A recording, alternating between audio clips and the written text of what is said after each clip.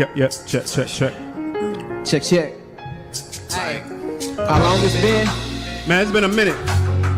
It's been a minute. Yes, sir. It's been a minute. Yeah. Hey. Talk to him. Just because you blind don't mean I can't see. Read between the lines, you know talk is cheap. I try to say it ain't that deep, but it's always that deep. Don't sleep. I'ma chase the goal till my heart don't beat.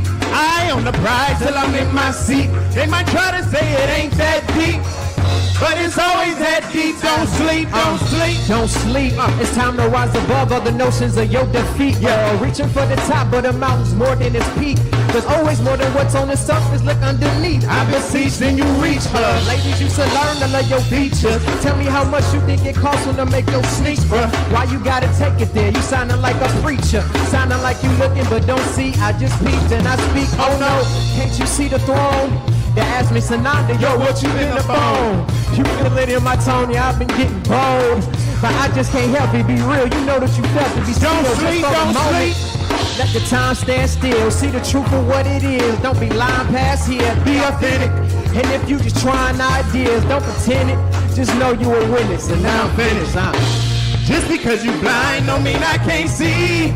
Read between the lines, you know talk is cheap. They might try to say it ain't that deep, but it's always that deep. Don't sleep. I'ma chase the goal till my heart don't beat. Eye on the prize till I'm in my seat. They might try to say it ain't that deep, but it's always that deep. Don't sleep. Yeah. Let that ride. Yeah. Don't sleep. Yeah. One more again. We said, don't sleep. I'ma chase the goal till my heart don't beat. Eye on the prize till I'm in my seat. They might try to say it ain't that deep, but it's always that deep. Don't sleep.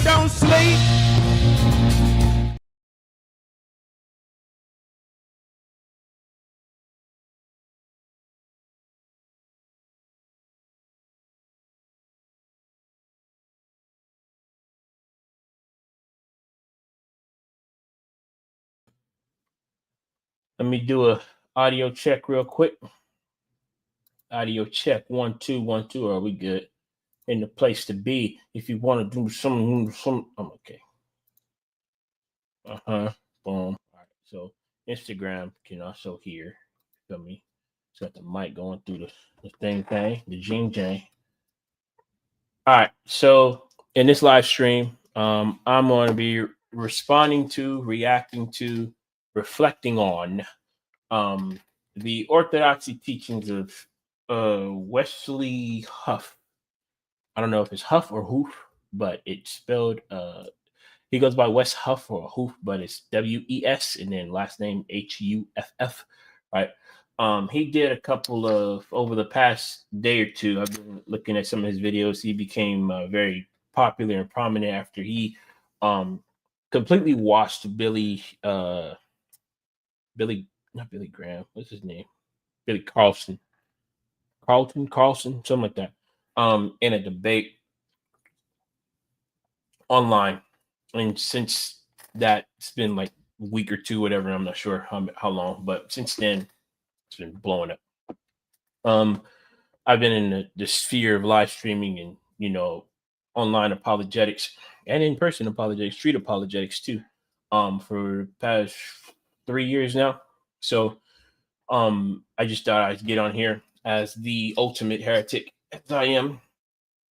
I stand in opposition of modern orthodoxy as it's practiced and as it's taught.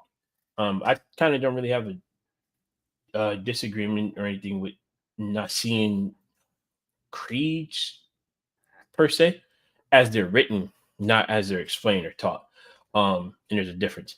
It's like the scripture. I don't have a problem with scripture. I have a problem with the way scripture is taught and the way it's interpreted. I have no problem reading and interpreting scripture on my own. So let's get right into it. We're gonna go right into it. We had our introductory song. So let's go, baby. Here we go. Share the screen. I think we're gonna go with the first one because I'm gonna stop. I'm gonna save the last one for the longest one for last. It's like 15 minutes. But I'm gonna stop in periodic. I'm gonna let it play one through, and then I'm gonna go through and stop when I need to stop. But for this one, he's talking about he does this. Actually, I'm gonna let it play so you can actually see. Here we go. Here we go. The Bible, you discover he's born of a virgin birth. When you read the Emerald Tablets of Thoth, you discover that he talks about he developed the ability to increase. His Instagram can't hear that. Give me 1 second so y'all can hear.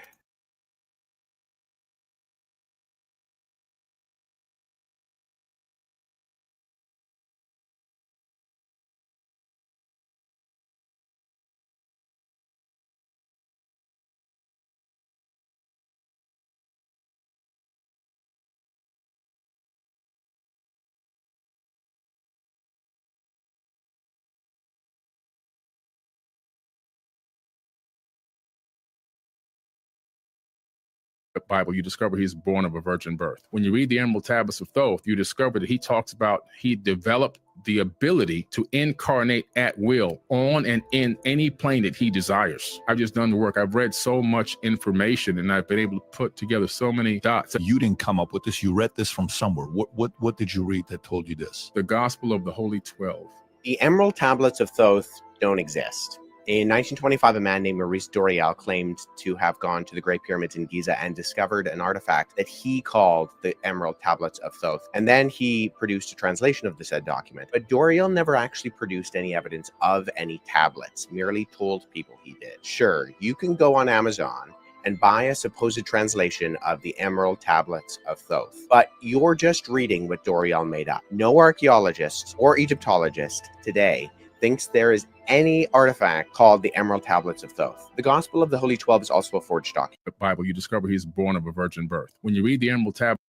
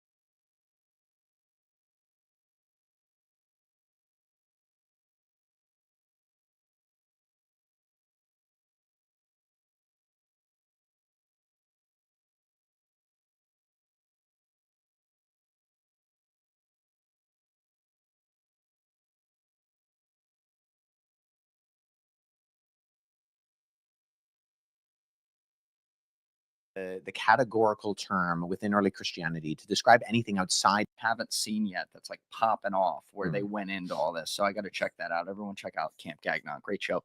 But like what's let's start with Enoch. Like what's the history there, and what's like the arguments against that being a part of the Bible? Yeah, so we've talked about a number of documents that would fall into the category of apocryphal literature. And so apocrypha, the Greek word apokryphos just means secret or strange, and it becomes sort of the categorical term within early Christianity to describe anything outside of that which is canonical.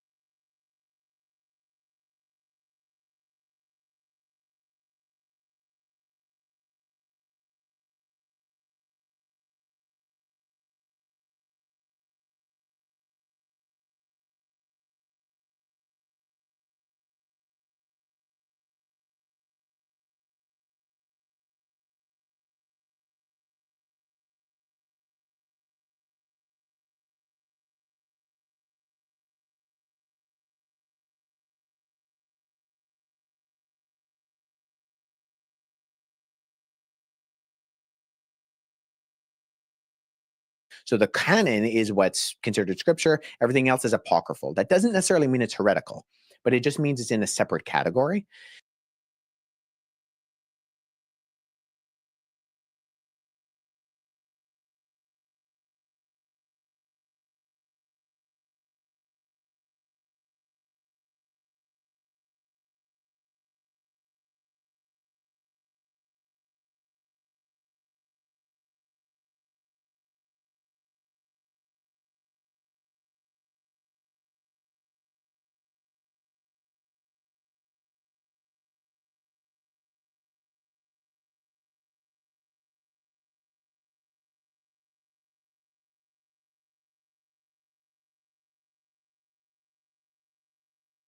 Within the category of apocryphal, you also have documents that are sometimes referred to as pseudepigraphical, right? So think of pseudo, like a pseudonym, right? It's Yeah. not your real name. Pseudo and is pseudepigraphical, right? Apocryphal, you also have documents that are sometimes referred to as pseudepigraphical, right? So think of pseudo, like a pseudonym, right? It's Yeah. not your real name. Pseudo and graphe. It's a strange writing. It's a not your like pseudo means false, and then graphe means writing.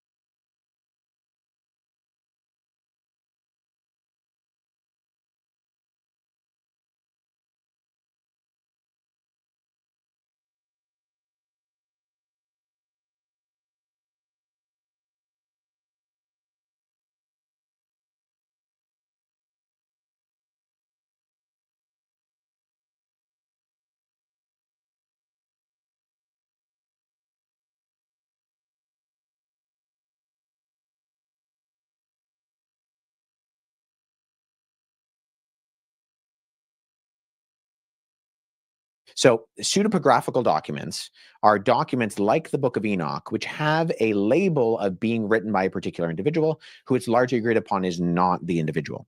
And so that's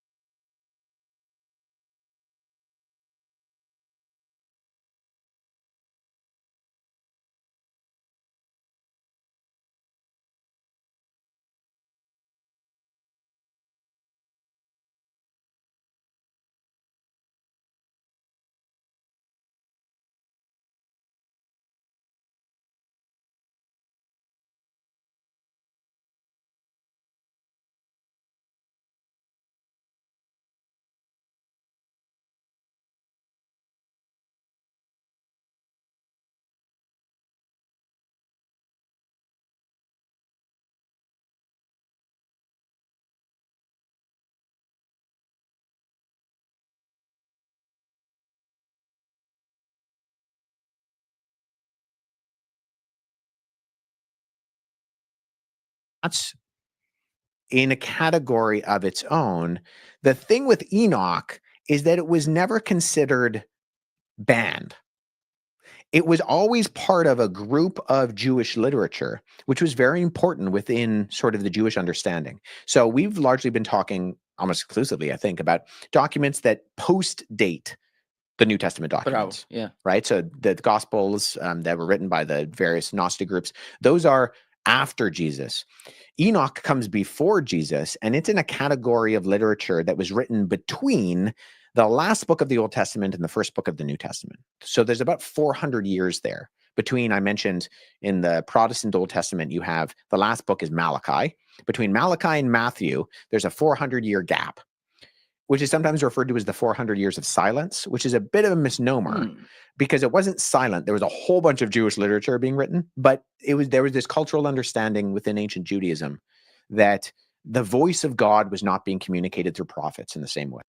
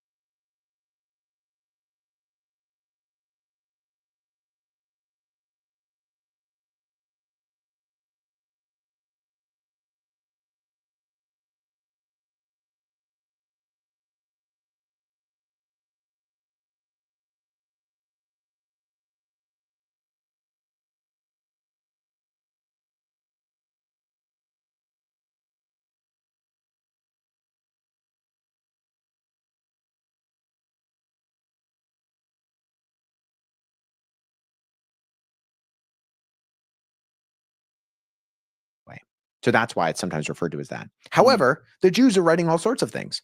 And one of those things that they are writing on was the book of Enoch. Now, we also need to be careful with the book of Enoch because what we call specific.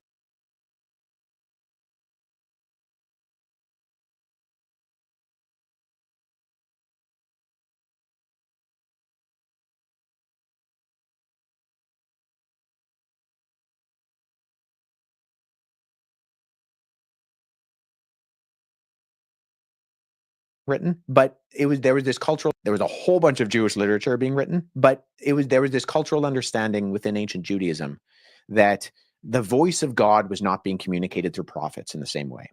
So that's why it's sometimes referred to as that. However, the Jews are writing all sorts of things. And one of those things that they are writing on was the book of Enoch.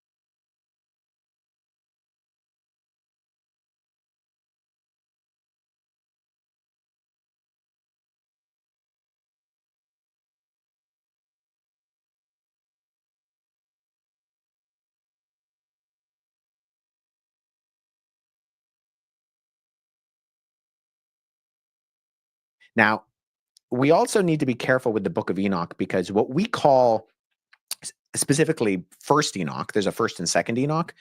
When the book of Enoch is usually referred to, we're usually pointing to the book of first Enoch. The book of first Enoch, as it exists, you can go buy a copy of first Enoch. In fact, there's a pretty recent, very good translation of it by the publisher Hermania, which is the most updated one, takes into consideration things like the Dead Sea Scrolls. And what you have there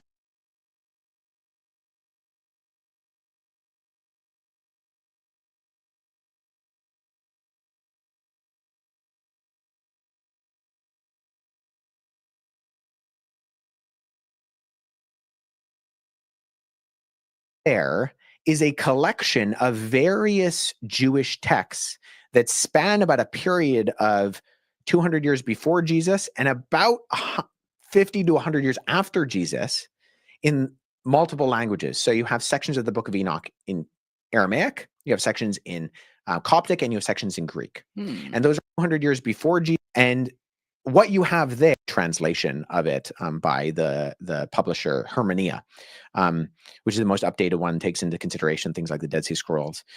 And what you have there is a collection of various Jewish texts that span about a period of 200 years before Jesus and about 50 to 100 years after Jesus in multiple languages. So you have sections of the book of Enoch in Aramaic, you have sections in Coptic, and you have sections in Greek. And those are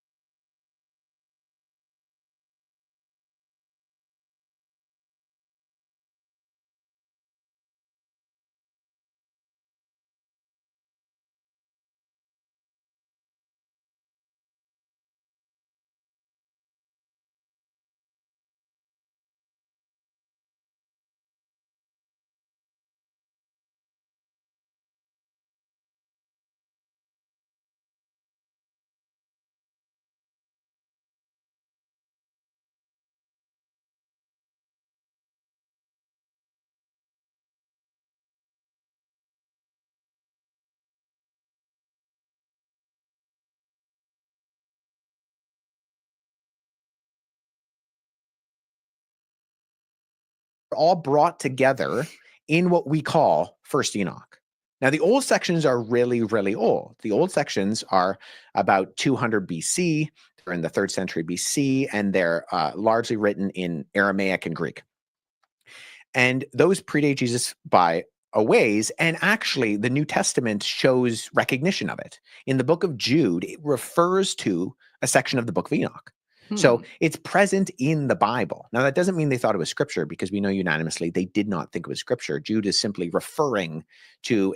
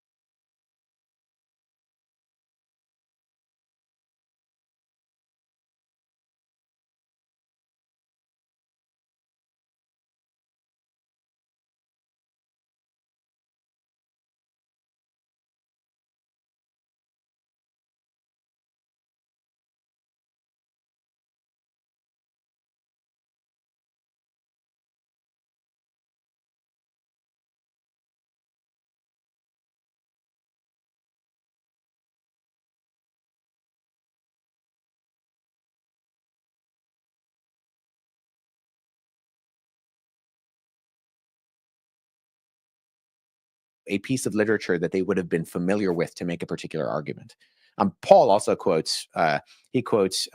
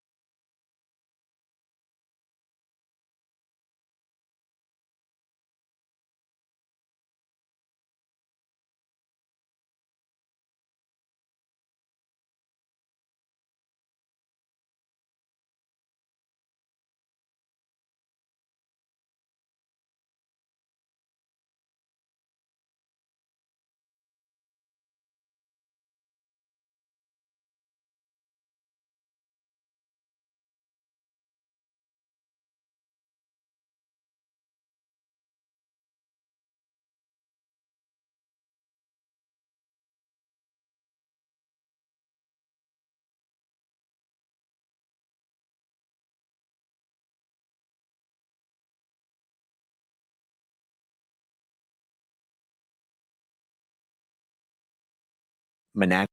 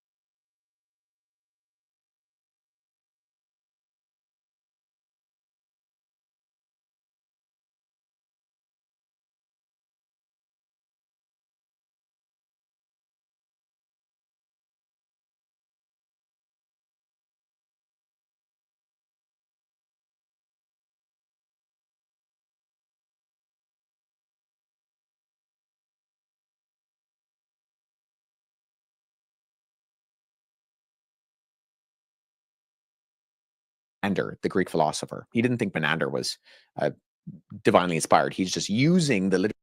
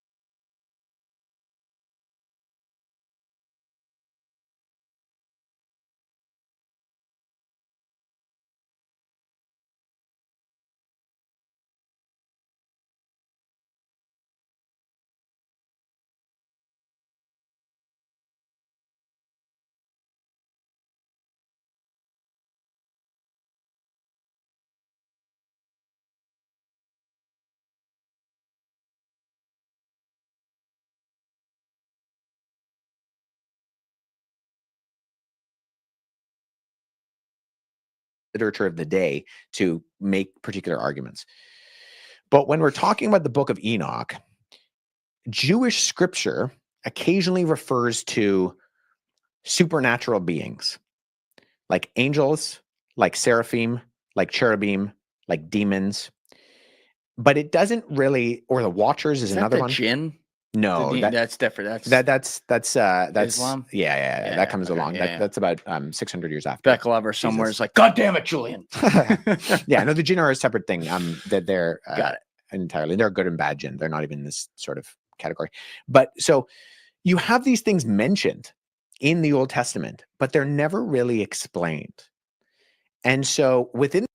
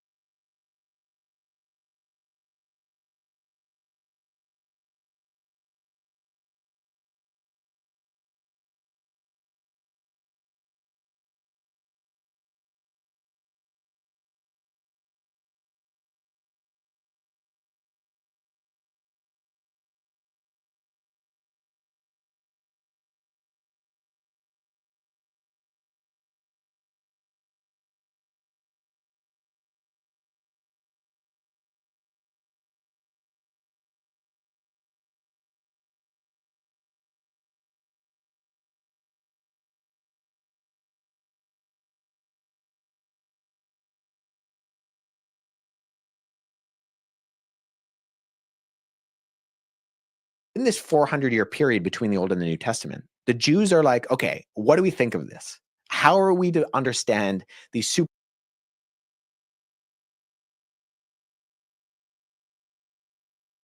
supernatural beings that are created by God, that exist in some sort of parallel world in the unseen realm, and they're interacting with one another, and they have different forms and functions. So one of the issues is that we often refer to a bunch of these things as angels.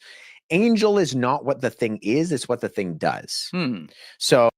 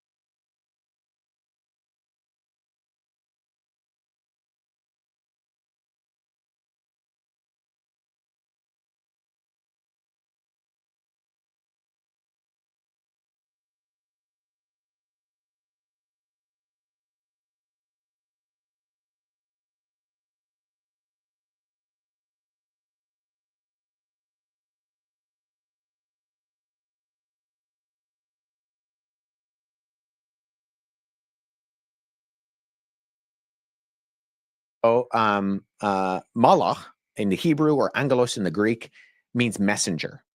So it is not a description of its ontology, what it is. It's a description of what it does. Got it. These are supernatural beings who go and they communicate messages to people. They're in some sort of relation in terms of their supernaturalness to other creatures like the seraphim and like the cherubim, who are supernatural divine throne guardians, which was a concept that was not foreign to the ancient world.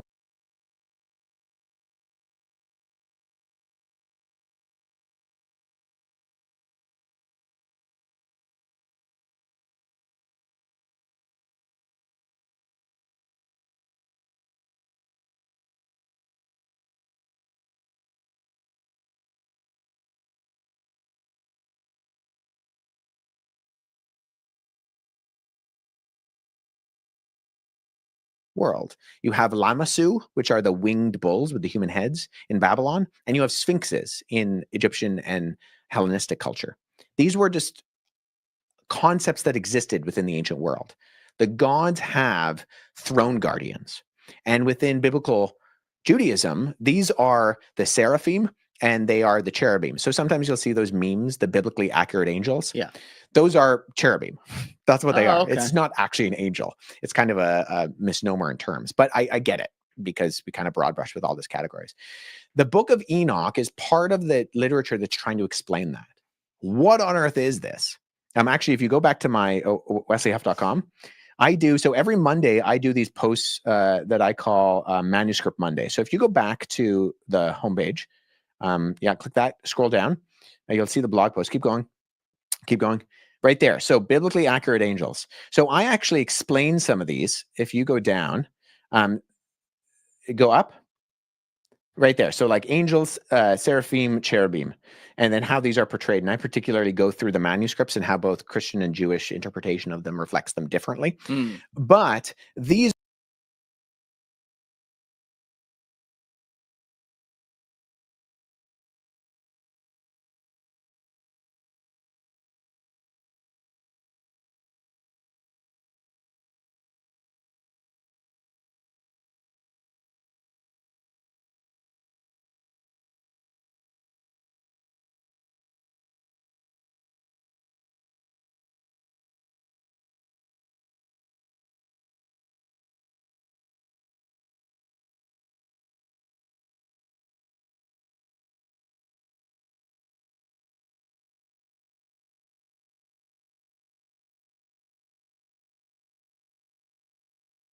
down, go up, right there. So like angels, seraphim, cherubim, and then how these are portrayed. And I particularly go through the manuscripts and how both Christian and Jewish interpretation of them reflects them differently. But these are these characters which the book of Enoch is trying to make sense of, along with demons. And so the way that they go about that is by capitalizing on the events that happen immediately before Genesis chapter 6 and the biblical flood, where you have the great grandfather of Noah, Enoch, as this character who is explaining some of these fallen angels or beings. Genesis chapter 6 says that the sons of God saw that the daughters of men were pleasing to the eyes and slept with them. And that these created men of renown. And that's the word Nephilim. There it is. So the trickiness of this is that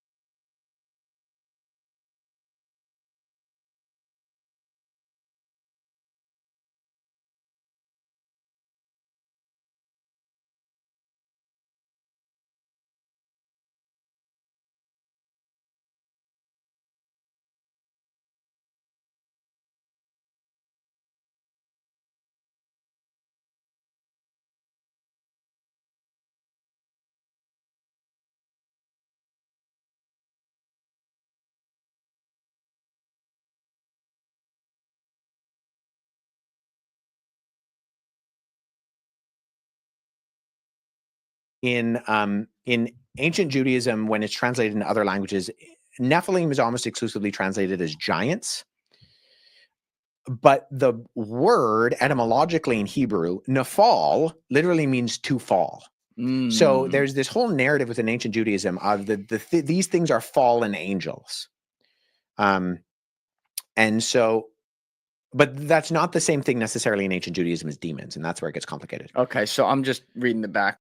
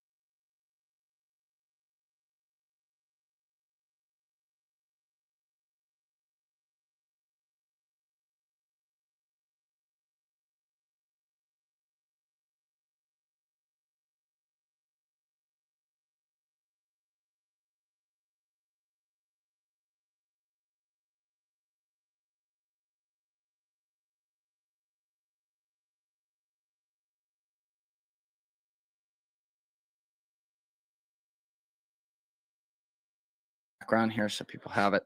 The Nephilim, let me pull this over here so it's on the screen. The Nephilim are mysterious beings or people in the Bible traditionally imagined as being of great size and strength. The origins of the Nephilim are disputed. Some, including the author of the book of Enoch, view them as the offspring of fallen angels and humans. Others view them as descendants of Seth and Cain. The reference to them is Genesis 6:1-4, but the passage is ambiguous. Yeah. And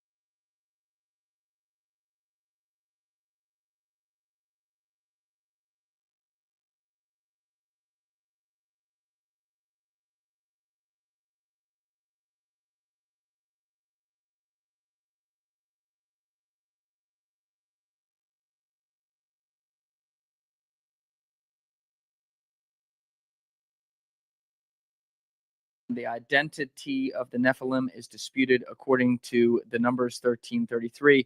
10 of the 12 spies report the existence of Nephilim in Canaan prior to the conquest by the Israelites. A similar or identical biblical Hebrew term read as Nephilim by some scholars, or as the word fallen by others, appears in the Ezekiel 32:27 and is also mentioned in the Deuterocanonical books, Judith 16:6, Sirach 16:7, Baruch 3:26-28, and Wisdom 14:6.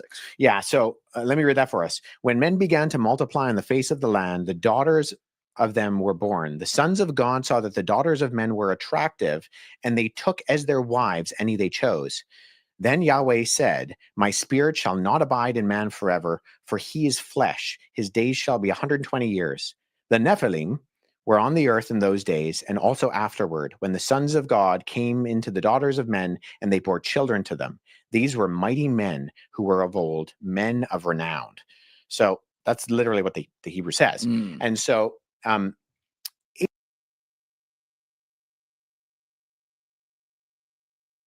it's not like the Wikipedia article accurately says, it's not entirely clear what's going on there. But Enoch is part of the Jewish conversation in trying to flesh this out. But, and particularly in the Book of the Watchers, which is the oldest book. And so that's what Enoch is. Now, part of the confusion about the Book of Enoch is because the Book of Enoch is never considered scripture by the Jews, but ends up in the Ethiopian Bible. And part of Ethiopian Bible. Yeah, so the Ethiopian Orthodox Church has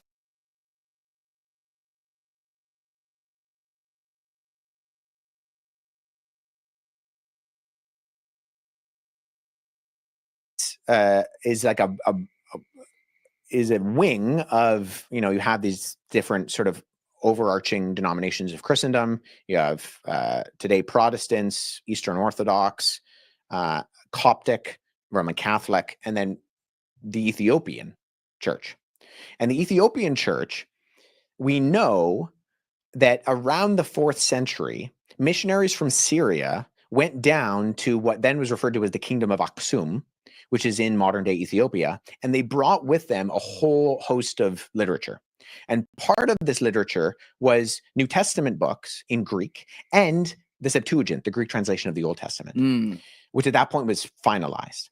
And the Ethiopian church took all of this literature, which included literature that nobody considered scripture at the time, and they appear to have just been non-discretionary and included everything. So all of the debates that were happening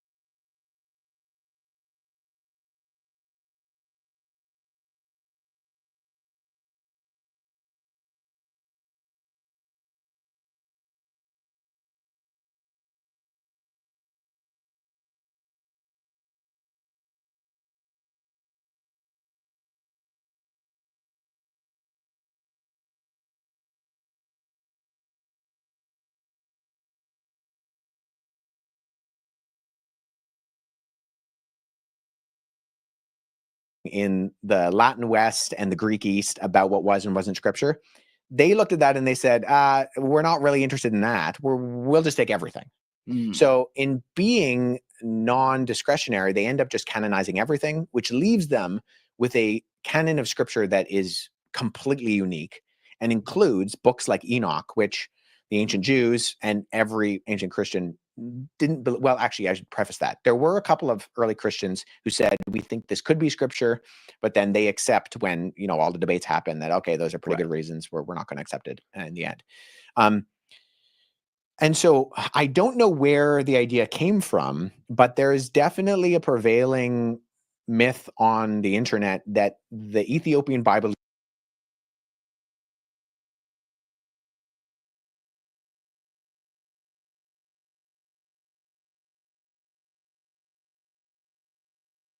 is the oldest Bible. And that's not true. In fact, the oldest copy of the Ethiopian Bible, which is full in terms of a Genesis to Revelation copy, is 14th century. So it's a long, long time after. Shit. But there's a lot of talk online about Enoch, and particularly the copy of Enoch that is in the Ethiopian Bible, and that, that's actually reflective of the original long, long time after Bible. And that's not true. In fact, the oldest copy of the Ethiopian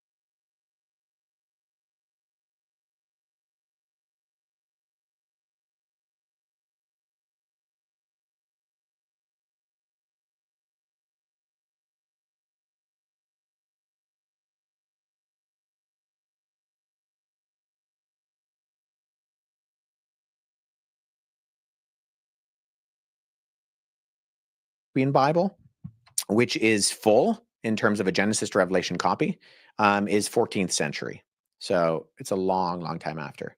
Shit. But there's a lot of talk online about Enoch, and particularly the copy of Enoch that is in the Ethiopian Bible, and that, that's actually reflective of the original Bible because the Ethiopian Bible is the oldest. I don't know how that myth started. It's patently untrue. But what ends up being what we call the Book of Enoch ends up in its final form in the Ethiopic canon. There's a lot on the bone today, man. Yeah. A lot of stuff. Sorry about that. No, I'm opening up the fire hose. And asking you to that's drink. exactly what we want. We want the fire hose coming out. I really appreciate you sharing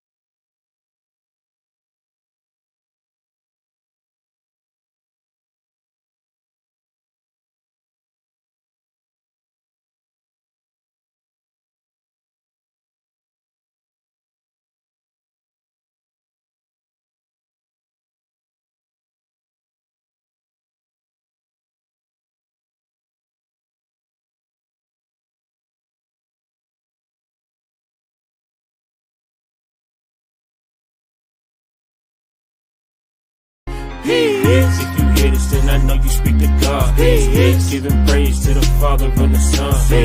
You're not him if your demons never run. Kingdom mom, man, I'm trying to save them all. If you hear this, then I know you speak to God. Giving praise to the Father and the Son. You're not him if your demons never run. Kingdom mom, man, I'm trying to save them all. Yo, bust down my foundation. My whole team be with it. Rain Goku, fire, I spit it. Walk on water, I live it. If I fall, they say I'm a villain. And if I ball, they